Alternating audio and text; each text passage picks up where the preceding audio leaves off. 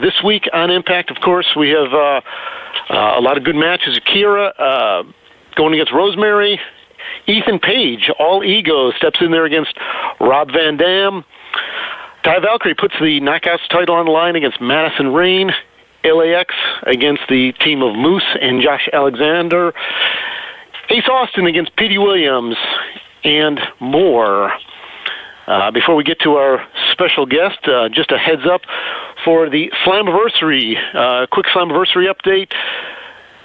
July 7th, I believe that is the date, I should know that, July 7th in Dallas. Tickets will go on sale for VIP only on May 17th. VIP tickets will go on sale May 17th. All tickets will go on sale May 20th. That's Friday the 17th. All tickets on Monday the 20th. And keep a lookout on ImpactWrestling.com for a new look update to the VIP program that we're going to announce in probably next week. That'll come out. Well, Josh is not in yet. I'm not sure where Josh is at, but we're going to proceed without Josh. I'm sure he's around, going to buzz me and say he's on the line any minute now. But that said, let me welcome our special guest, a man who probably in about 5 minutes or less arrived in Impact and immediately vaulted into the world title picture. I can't say there's been many people, and I'm sure Brian Cage would say there's been nobody who's dismantled the world champion Brian Cage as fast as our guest this week, Big Mike Elgin. Welcome. Unmuted. Mike Elgin, welcome to the Press Pass Podcast. Mike. Ross is Nick House. I got unmuted. I don't know why, though. Yeah, well, hold on a second, Nick. Let's try to get Mike in there. Mike, are you there? All righty. Well, technicalities. Let me see if I can track him down.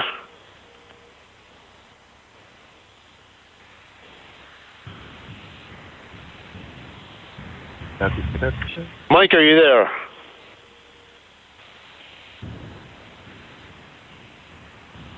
Well, let's see if we can track down Mike Elgin. Hold on a second there, guys. Hi.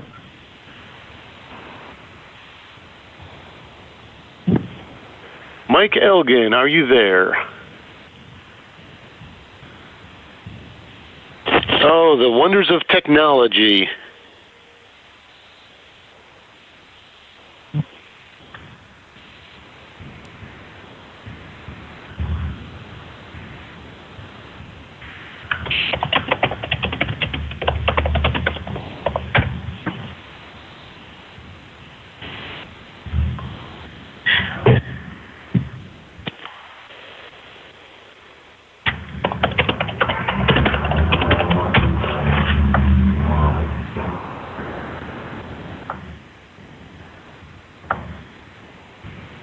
How about now? Mike Elgin, are you there?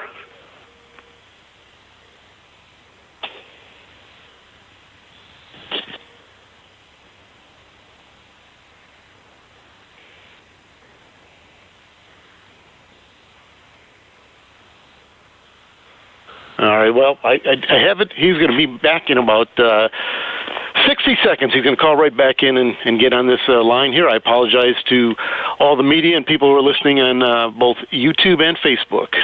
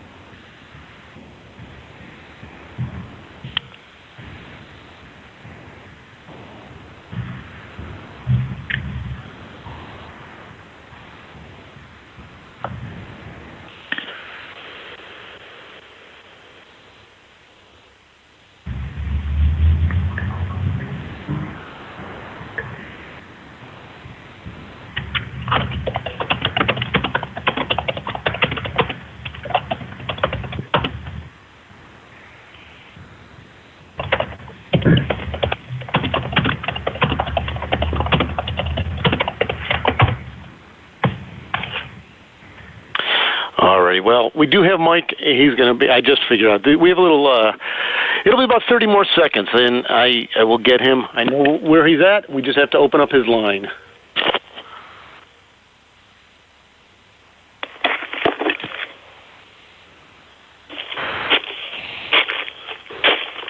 Hi.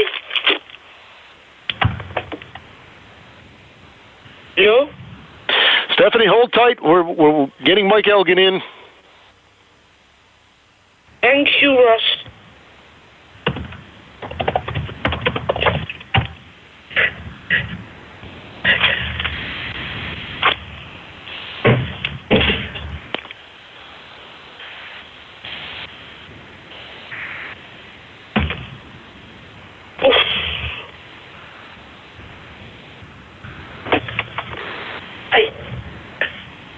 Hello. Mike Elgin, Big Mike, what a pleasure. I completely screwed that up on the technology front, but welcome to the Press Pass podcast. Oh, thank you very much for having me. And you probably missed the grand introduction I gave you, the greatest introduction you've had. Well, I'll take blame for that. Speculation, how about that? All righty. Well, that said, before we open up for media questions, and first of all, I do want to apologize to the media on the little technical glitch we had there. But we got to ask you, Big Mike, clearly you've made your presence known. Muted. Impact. What's your thoughts coming in? Immediately vaulting into a world title picture. I mean, that was my plan. I've spent the last few years in Japan, and my goal as a wrestler has always been to be world champion. And I've won championships everywhere I went, and my plan was to come into Impact and make an immediate splash and let it be known to whoever the champion would be when I showed up, and everybody paying attention that I don't care who I have to step in that ring with. I don't care who's champion. My main goal and only goal is to be world champion. Well, clearly you made a strong statement at Rebellion, dropping Brian Cage moments after his finest moment. Clearly there's a path that you're going on directly at the world champion.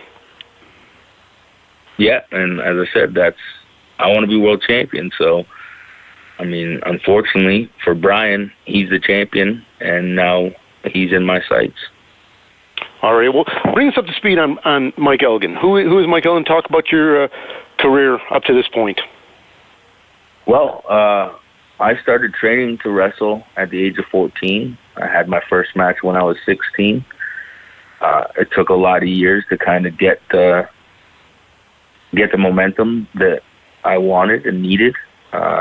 Growing up in Canada, it was a little bit difficult to kind of break out of Canada's scene and get seen on the state side, which is much more predominant. In the last couple of years, Canada has kind of had a strong push of great talent and great shows and great companies. But when I started, it wasn't like that. It was almost, you were in kind of a dead area where people didn't know what was going on. Before I'd ever broke out, when I started with Ring of Honor, I'd wrestled guys like Samoa Joe and Rhino and Bobby Roode and Tyson Kidd and AJ Styles, Christopher Daniels, Chris Sabin. And unfortunately, because it was all in Canada, not many people knew that. And then in 2010, I started working for Ring of Honor, and that's when a more broad audience got to see me. And due to me working with Ring of Honor and New Japan seeing me there, I went over to New Japan in 2015, and that's pretty much the sum of what has brought me to Impact. Alrighty. Well, I appreciate it, Big Mike. We're going to kick it off. We have a room full of media members looking to talk to you. Media, if you *6 to get in queue for questions, please identify yourself and your media outlet, and please one question and one question alone for Big Mike. And as we do that, I will also ask you, hey, Big Mike, did you get to see the Blues defeat the Stars last night? I watched some of it. I was running my wrestling school, and I was more focused on the Raptors Sixers. I'm still a Toronto fan at heart, and I'm a basketball guy more so than a hockey guy. Alrighty. You can start six. Hi, Ross. Q&A session has started. To ask your question, please press *6.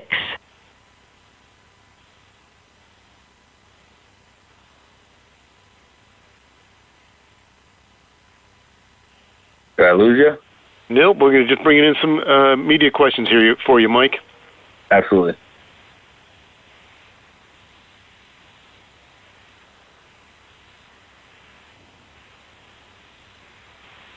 Hi, Mike. Hello. My name is Stephanie from Steel Chair Magazine in UK. Mm-hmm. How are you? I am very well, and yourself? Some little neck issues, which means I'm, not great tonight, but wanted to be there anyway.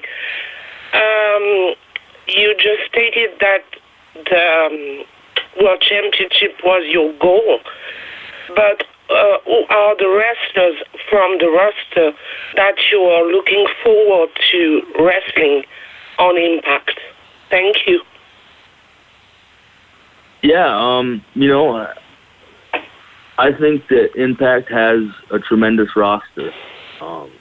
As a wrestler, you always look forward to new matchups and being in the ring with talent that's world-class and make you step up to the next level, and that's another reason why I wanted to be part of the Impact roster. They have so many talented guys. There's guys like Ethan Page and Josh Alexander there who I know from our past together, and they've grown in strides and have really shown how talented they are. So those are two guys I really want to be in the ring with. It's been many years since I got to wrestle Moose. The Rascals. And those are really the top of my head guys that I haven't wrestled ever or in such a long time that I look forward to sharing the ring with them. And I also look forward to showing them that now that I'm in town, they don't really have a chance. But still, it'll be a fun match. What about people like Killer Cross? Don't know, maybe Eddie Edwards, I don't know. Yeah, those are definitely two names that come to mind. I've recently wrestled Killer Cross, and I do look forward to wrestling him, under the Impact banner and in the Impact ring. And Eddie, I don't know why I left him out because he's definitely one of my favorite opponents of all time. I shared a lot of time with him in prior companies, and to me, he's one of the best wrestlers in the world. And being able to share a ring with somebody that's that talented, as I mentioned, always brings you to a new level. And I think it's been, maybe 6 or 7 years since I got to wrestle Eddie, and I think we're both completely different performers now and different monsters in that ring. So I think that if I do get a chance with Eddie Edwards, that we're going to have a special match that people are going to be talking about.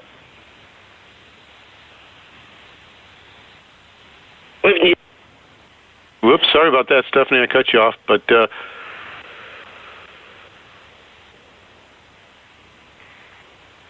believe we're going to jump out to Italy for this next question.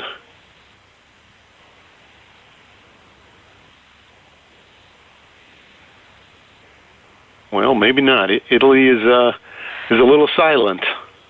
Uh-huh.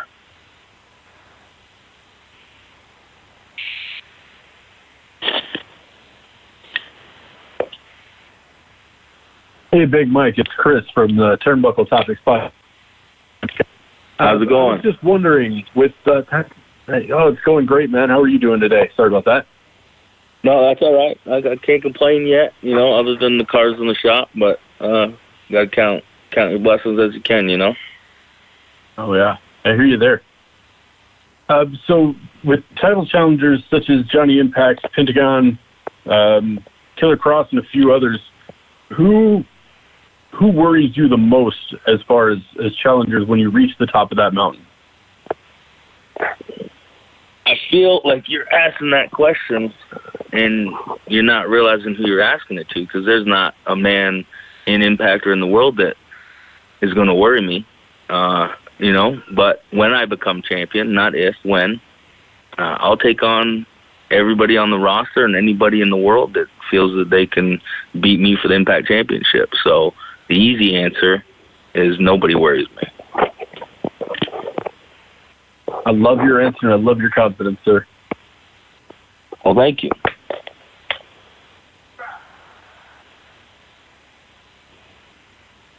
Hi, this is Bill Pritchard from WrestleZone. How are you, Mike? I am very well. Yourself? Good. So you've kind of been international for the past couple of years, and, some fans from Ring of Honor maybe didn't come over with you to that. How would you say you've grown as a performer in that time, and what would you say people should look for, like you coming back to being on a national spotlight back with Impact?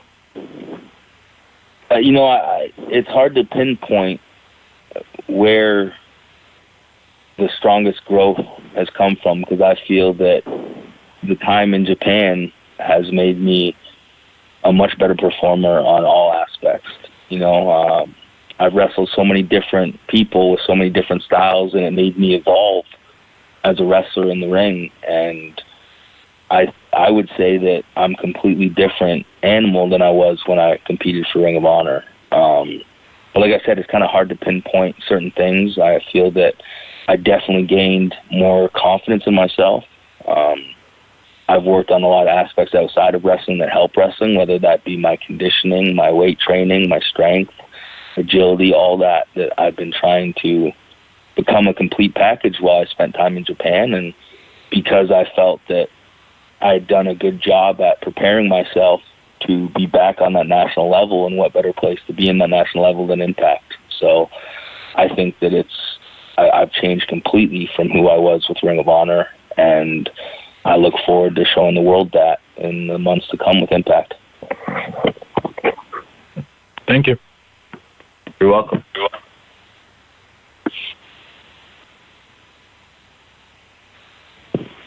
Hi, Michael. I am Mario from Radio 100 in Italy. How are you?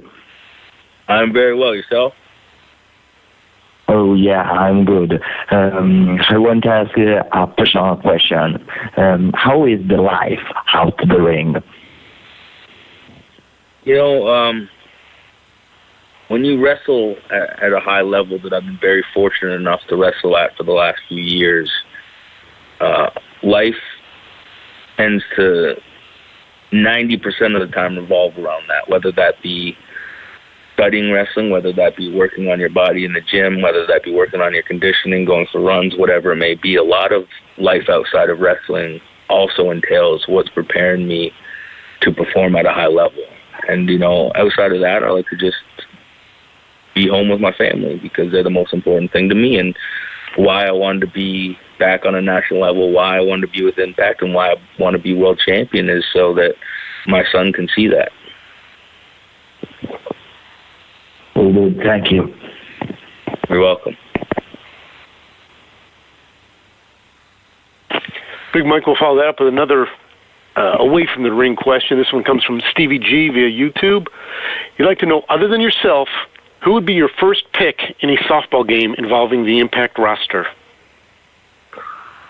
Ooh, I don't know.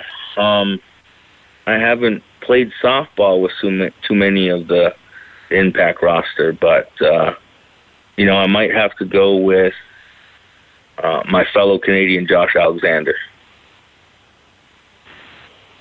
All right.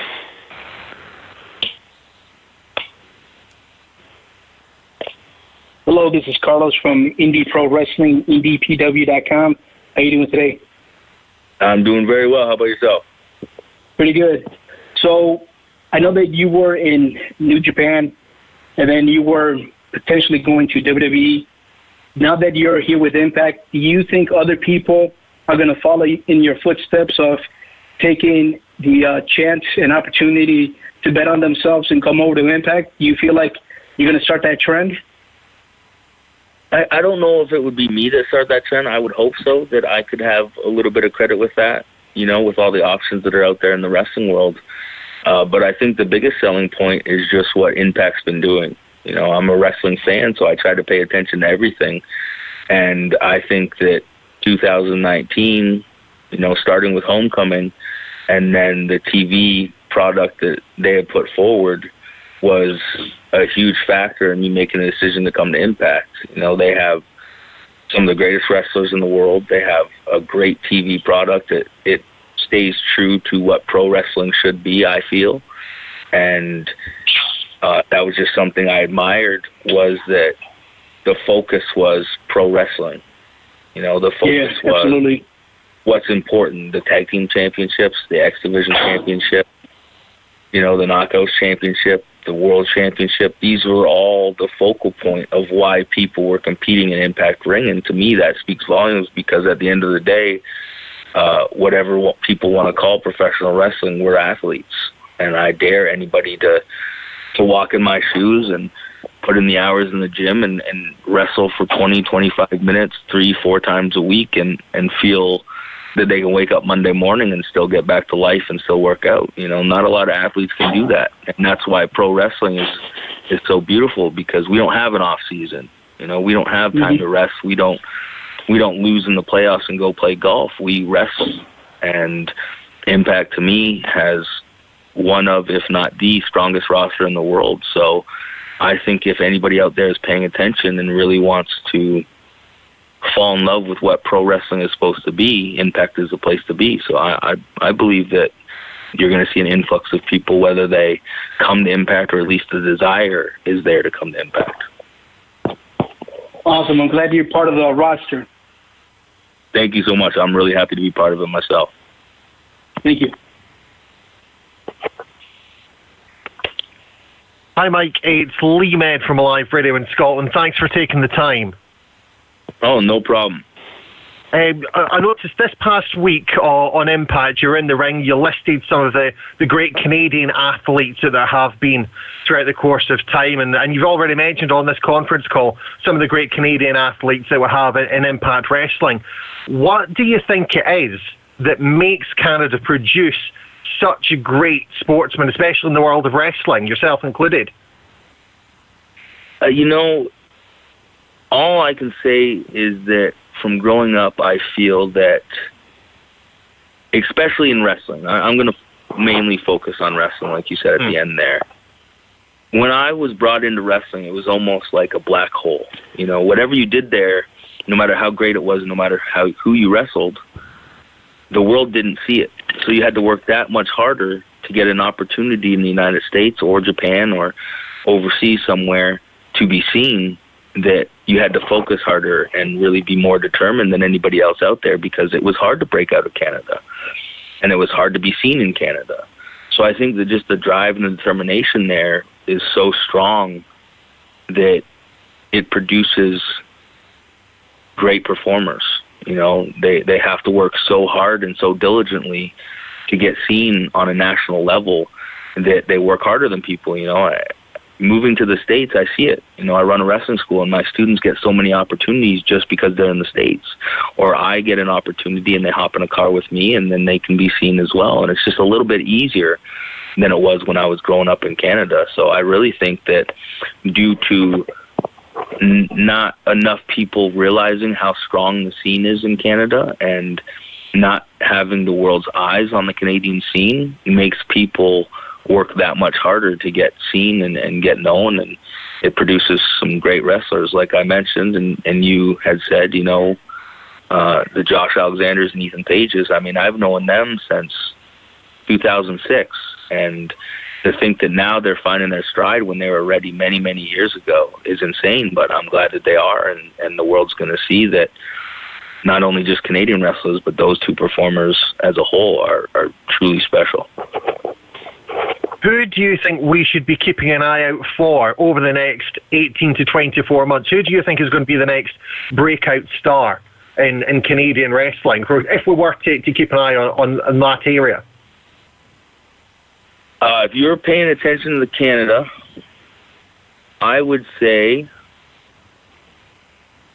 probably Jody Threat and Sheldon Jean. cool. I look forward to having a little nosy online and see what I can find out following these guys. Thanks for taking the time. Looking forward to what you're going to be doing in Impact Wrestling. No problem, and thank you very much. I appreciate that.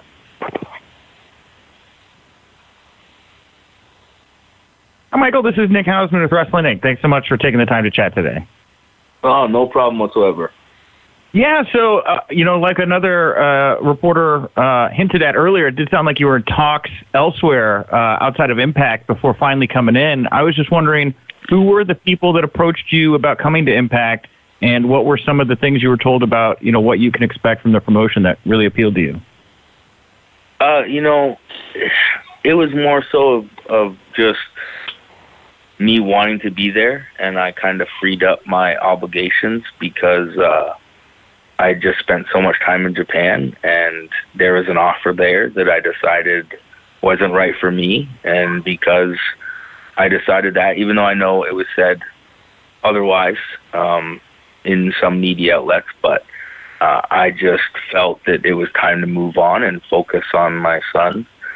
And looking at all the other options, like I previously mentioned, I focus on wrestling, and I watch a lot, and I'll try to watch every company that's out there and stay focused on the talent that's out there. And just the product as a whole within Impact was what I like about pro wrestling, is what my pro wrestling that I grew up on focused on. Like I said, championships mean something. People are going out there and fighting to be the best wrestler and to gain a championship. And it just speaks volumes to me, because that's what I like about wrestling. I like the athletic atmosphere. I like the sport atmosphere of it. And I feel that Impact has done a great job of presenting that to people. And that's where I want to be, and that's where I feel at home, because even though I'm comfortable talking, I'm comfortable with a microphone in my hand, and I have a lot to say that I look forward to people hearing in the time to come, because Impact's given me that ability to do so. I just haven't been given that ability so far. So any kind of creative freedom or any kind of special feature that I may have has always been through what I do in the ring. And to me, looking at the landscape of everything, I felt that freedom and that ability to showcase what I feel I'm talented at, I could do in Impact Ring with the Impact roster. And that was kind of the main reason why I wanted to go there. All right, great. Thank you so much for the time. No problem. Hey, Mike. This is Riju from Sportskira in India. Hope you're doing well. I'm doing very well. How about yourself? I'm great, man. So I had a two-part question for you. You made your debut at Rebellion. What did you think of the show from start to finish? And secondly, when you confronted Brian Cage at Rebellion, did you realize that he was injured? Well, watching the show, I thought it was a fantastic card from top to bottom.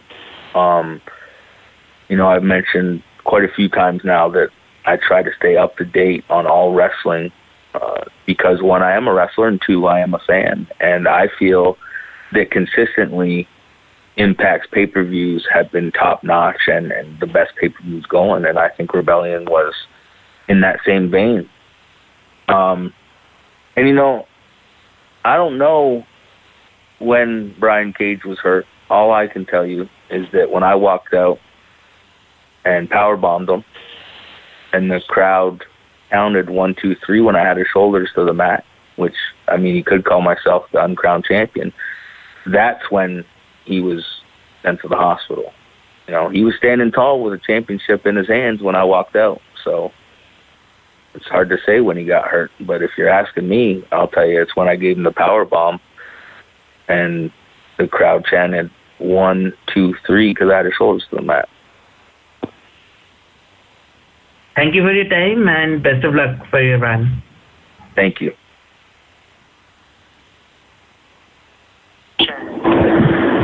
Hey, Mike, how you doing? This is Jeff Martin from High Spot Podcast on BodySlam.net. Glad to have you on Impact.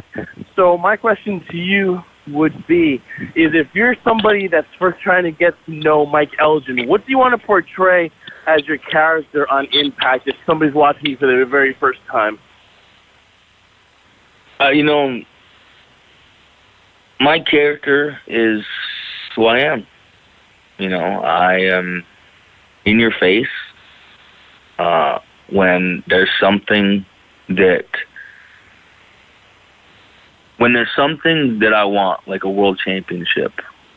There's something like I want for the world to see that I've given so much of my life to wrestling, to be the best performer I can be and to be better than everybody else out there. That bleeds through myself on camera wherever I am in the world. And that's just the way I tackle everything. I think I've changed my body. I've changed my condition to show people that when you're in the ring with me, it's hard. I hit harder than everybody. I wrestle harder than everybody. I'm not going to get tired out there. And that's what I want to portray to people. I want people to look at me when I walk through that curtain, when I step in that ring, and think one thing, and that one thing is that I'm going to hurt somebody out there. Because when you set your mind to something, you're a dangerous human being, and that's how I've always been with my life.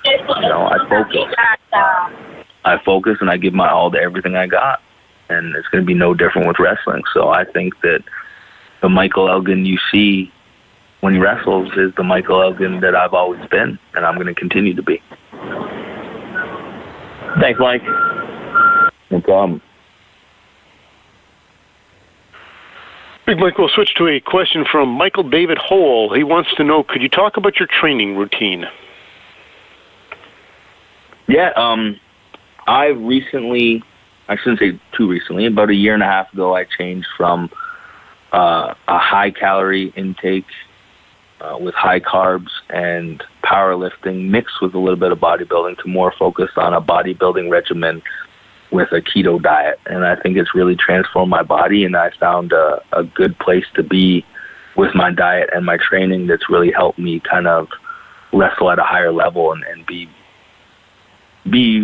at a better body frame and a better wind capacity to compete at the level I want to compete at. What's the gym like for you? Well, man, it's I spend a lot of time in the gym. Every morning is an hour of cardio, first thing, fasted, no food in my stomach. And 3 days out of the week, I also do core work with that hour of cardio, so that's about an hour and a half, 3 days a week, and the other 4 days an hour. And then I usually hit the weights and the extra cardio for about 2.5 hours in the midday, early evening. So it's at least, a 3 to 4 hour period I spend in the gym each day. And I'm sure somewhere at that time in the gym you're doing 63 push-ups. Well, I do some push-ups, but I'd rather load up the bar with 500 pounds and bench that up and do push-ups. That's an easy day for you, 500-plus pounds on the bench. I like to think so, yeah. Hey, Big Mike, Chris from Turnbuckle Topics again. Yeah. So your immediate goal, of course, is to win the World Heavyweight title. But what are your goals in Impact after you win the world title? Well, I think my goal is to remain champion and put on matches that the world wants to see.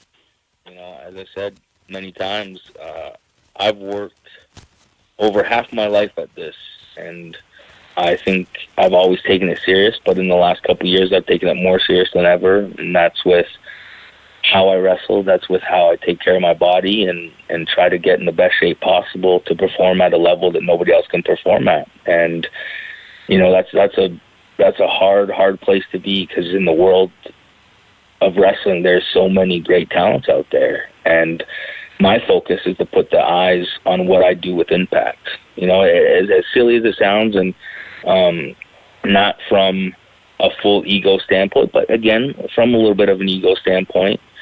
And even though it might not mean something to some people, I believe that the last 5-star match in an Impact ring was Samoa Joe, AJ Styles, and Christopher Daniels in the three-way, and that was many years ago. So I'd say after being champion and after retaining that championship, my goal is to get myself on the record books underneath an Impact ring with a 5-star match. Oh, I love it. Do you see yourself possibly going for the Triple Crown as well? I mean, absolutely. There's at least 3 championships I can win, and I look forward to winning them all. Awesome. Thank you so much, Mike. No problem.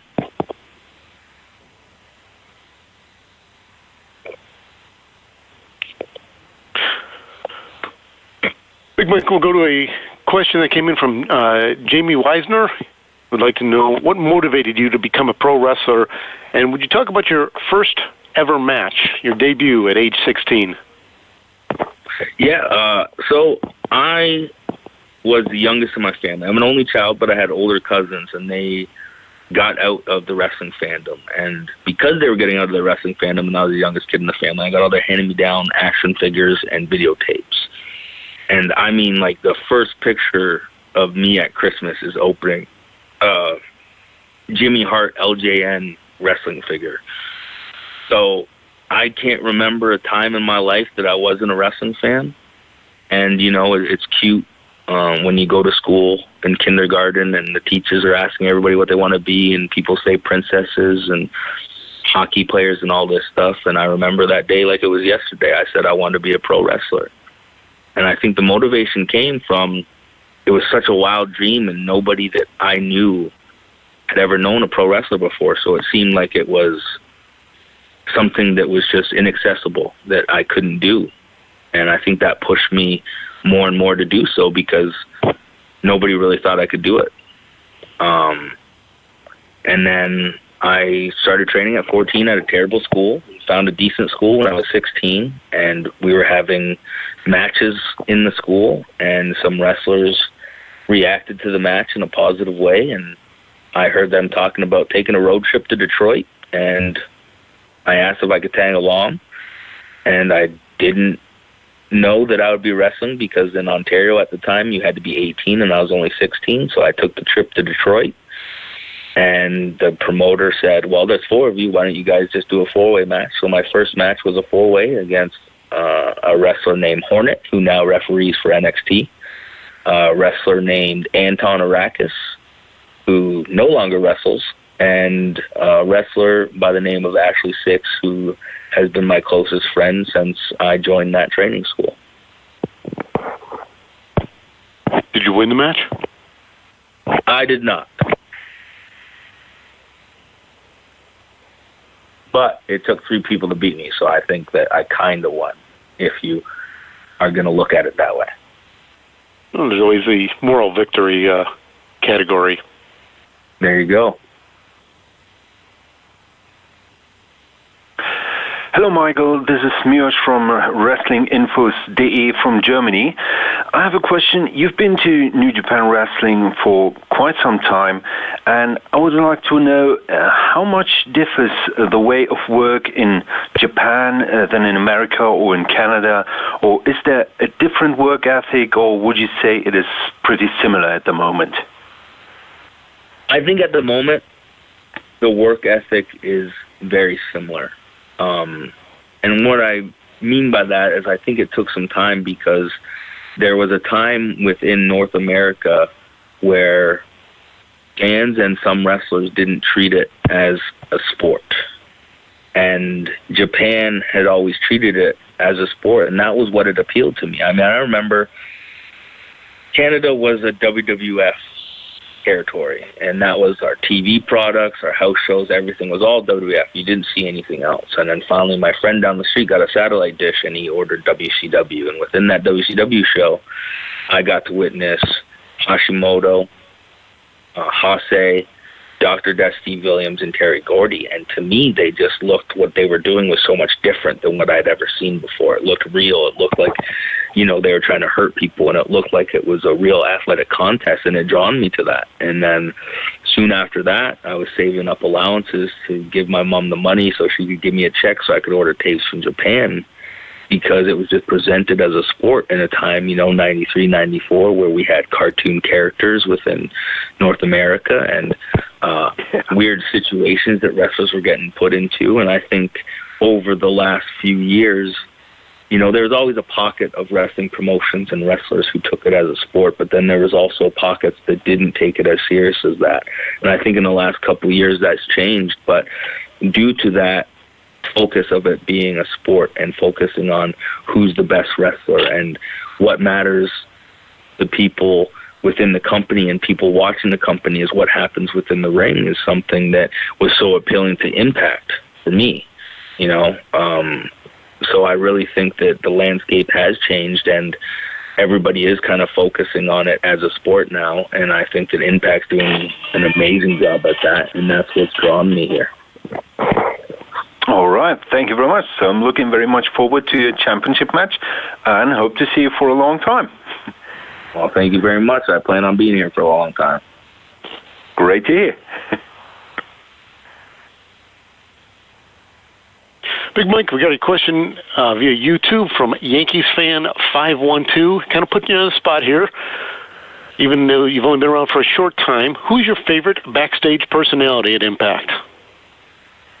Favorite backstage personality?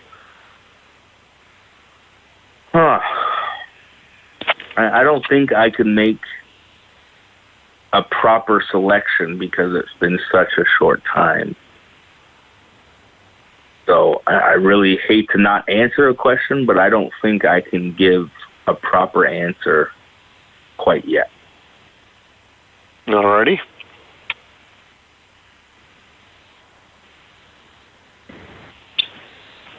Hi, Michael. I am Mike from Radio Android Italy, and I want to ask you an advice. What advice would you give to a young boy who wants to approach the world of wrestling? The best advice I can ever give to anybody that wants to come into wrestling is find a reputable school. I run a wrestling school, and I've seen people come into it and telling me they have a year of training, and I couldn't tell you that they've been training for a year. So I think the most valuable thing is don't just jump at the first opportunity you have to find a wrestling school because, wrestling schools tend to pop up and some of them stick around that might not be the most suitable for you.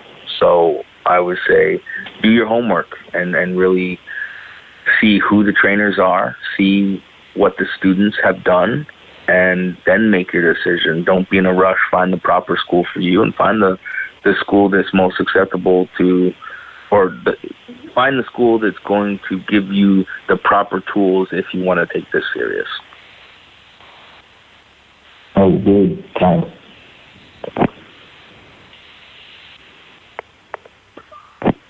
Hey, Mike, this is Riju from Sportskilla again. My question is, what do you think of Rob Van Dam's return to Impact Wrestling, and are you looking forward to work with him? Yeah, I think it's great for Rob Van Dam. I think it's great for Impact. I mean, anybody I think that is in my age group and is a wrestling fan, has been a wrestling fan for all their life, was a huge fan of Rob Van Dam and what he did within ECW and then later on with WWE. I think that he's a great talent, and I think he puts a lot of new eyes back on Impact, because not only that, he had a great career within, Impact as well prior. And he's just one of those guys that has such a star quality and such an appeal to people that I think him on the Impact roster only means great things for Impact. And not only that, I think it means great things for Rob Van Dam because there's such a new blood of talent within Impact that he might not have ever heard of or ever wrestled. And they're at a level that I haven't seen before. This is one of the best times to be a wrestler because everybody is so good. And because everybody's so good, only the cream of the crop rises to promotions like Impact. So I think you're going to see some absolute fantastic matches out of Rob Van Dam as long as he's with Impact because of the talent that calls Impact home is just on another level. Thanks again. Riju, you asked 3 questions. You didn't even ask me the most important question. Is Josh Matthews coming to India? Josh Matthews is going to India one way. Enjoy. Have fun with him. Take him to lunch every day. Fantastic. All right. Well, Big Mike, we have one final question that came in via Facebook. Thomas Brandel would like to know, how would you like to be remembered in pro wrestling? You know, I would like to be remembered as somebody who worked hard and left it all out in the ring every time he was in the ring. You know, as I said, I have given so much of my life to wrestling, and it means so much to me, and I just hope that when all is said and done and I have to hang up the boots, people can look back on the performances I gave and know that they got the best of me, that they got all of me, and it's matches that they can go back and watch and still be proud of. And that pretty much sums it up. Alrighty. Well, with that, Big Mike, we'll wrap it up for this week's Press Pass podcast. I'll give you the floor now for a final thought. What heading into Impact this week, and we got New York City for TV tapings in early June, Slammiversary right around the corner, early July. What are you thinking? Man, I think that what's in my immediate future is calling myself Impact World Champion. And that's my focus. You know, I truly think that Impact is the best wrestling product in the world right now. And if I can be the leader of the best wrestling product in the world, then I don't know. I think that puts me at the top of the list of the best wrestlers in the world. And I'm ready to put myself up to the test. I'm ready to lead Impact. I'm ready to tell everybody in the world, no matter where they are, that if they want to prove they're the best, that they come to Impact and they wrestle me to show that they're the best. And that's my main goal. And when I win that championship, I don't plan on losing it, because I plan on every day training like it's my last day. I plan on training and performing like it's going to be my last performance, and like everybody is nipping at my heels to take my spot, because they are. Because Impact has a hungry roster. Impact has great young talent that wants to show the world how good they are, and I want to show the world how good I am. So I think that it's a match made in heaven, because anybody that I'm going to step in the ring with in Impact is going to want to prove how good they are. And I'm going to do the same, and I think it's going to give the world matches that are must-see. Well, you certainly have a lot to prove, and have done that instantaneously after arriving here in Impact. Look forward to some amazing matches. Certainly Brian Cage, Johnny Impact, Moose, Pentagon. Who knows you're going to get in there with? You even bring up the Rascals. I think that certainly would be a clash in styles, but certainly would be exciting to see. Look forward to seeing what is ahead for Big Mike Elgin here in Impact Wrestling. Well, I appreciate the time and letting me speak and be heard. So thank you for having me, and I definitely look forward to any and all matchups moving forward. All right. Well, with that, media, we'll wrap it up for this week's Press Pass podcast. If you have thoughts on who you'd like at next week, the following week, down the line, feel free to shoot me a message on suggestions. We're certainly open to bringing on the people that you'd like, and we will go from there. But with that, we'll wrap it up. Thanks to Mike, and thank you to the media. Thank you. Unmuted. Q&A session is over. Goodbye.